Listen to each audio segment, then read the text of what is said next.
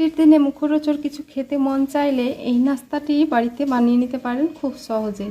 তো বন্ধুরা, আসসালামু আলাইকুম। আজকের রেসিপিতে আপনাদের সবাইকে স্বাগত। সবাই কেমন আছেন? আশা করছি ভালো আছেন। আর এই স্ন্যাক্সটি আমি আলু দিয়ে তৈরি করব, আর খুবই সহজ আর খুবই খেতে টেস্টি হয়। তো আমি এই নাস্তাটি বানানোর জন্য বড় সাইজের একটা আলু নিয়েছি। আপনারা চাইলে ছোট আলু দিয়েও করতে পারেন। আমি আলুটাকে কেটে ছুলে এইরকম করে কেটে নিয়েছি লম্বা লম্বা করে। এবার আমি আলুটাকে সেদ্ধ করে নেব। তার জন্য আমি জল ফোটাতে দিয়েছি, জলে দিয়ে দিলাম স্বাদ মতো লবণ। এবার আমি দিয়ে দিচ্ছি আলুগুলোকে দিয়ে আমি 60% মতো সেদ্ধ করে নেব।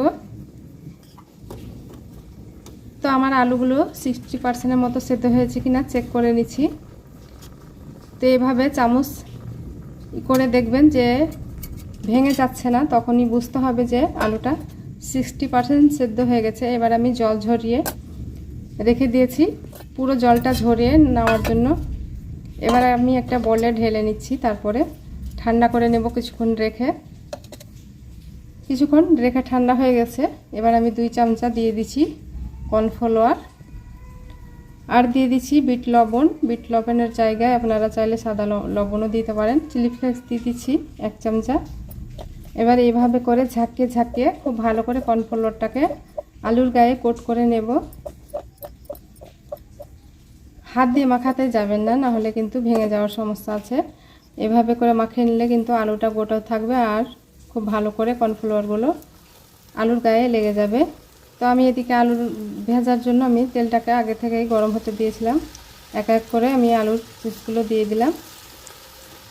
দিয়ে আমি কিছুক্ষণ ভাজার পরে এভাবে উল্টে পাল্টে কাঁটা চামচ দিয়ে উল্টে দিচ্ছি।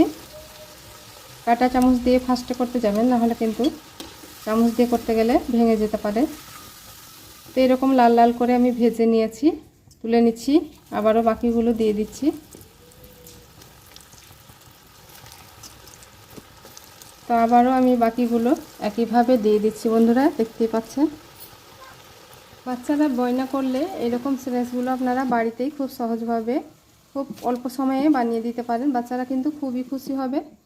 এরকম আলুর চিপসগুলো যদি দোকানে কিনতে যান, তাহলে অল্প কিছুটা থাকছে আর 10 টাকা নিয়ে নিচ্ছে। আর আপনি দেখতে পাচ্ছেন তো বাড়িতেই কি সুন্দর করে বানিয়ে নিলাম, আর এতে করে কিন্তু খরচও কম পড়বে।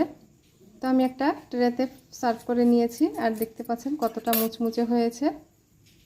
এই যে দেখুন, ভিতরে আলুটাও খুব সুন্দরভাবে সিদ্ধ হয়ে গেছে বন্ধুরা।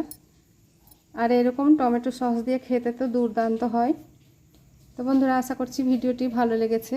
ভালো লাগলে অবশ্যই